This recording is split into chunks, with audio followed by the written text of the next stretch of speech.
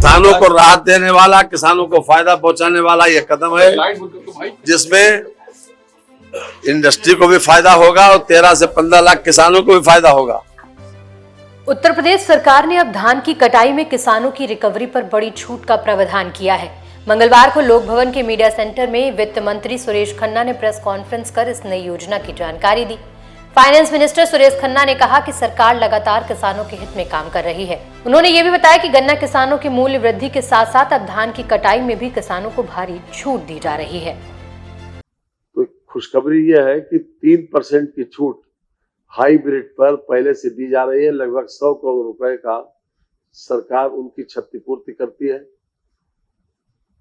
इस बार नया निर्णय सरकार ने ये लिया है कि जो मोटा धान है उस धान के ऊपर भी 1% की छूट सरकार देने जा रही है, जिससे हमारे किसान भी लाभान्वित होंगे कि उनका भाव बढ़ेगा और साथ साथ हमारे धान के मिल वाले वो भी उत्साहित होकर जो कूटने के लिए धान लेंगे उनको भी इस बात के लिए राहत मिलेगी।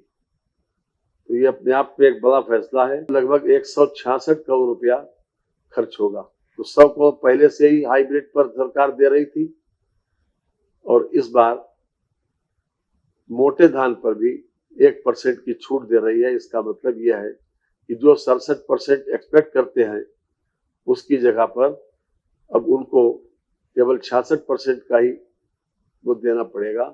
1% सरकार बियर करेगी। बहरहाल इस नई पहल से उत्तर प्रदेश के किसानों को धान की कटाई और आर्थिक बोझ में काफी राहत मिलने की उम्मीद है। किसान न केवल आर्थिक रूप से राहत महसूस करेंगे बल्कि फसल कटाई में भी आसानी होगी।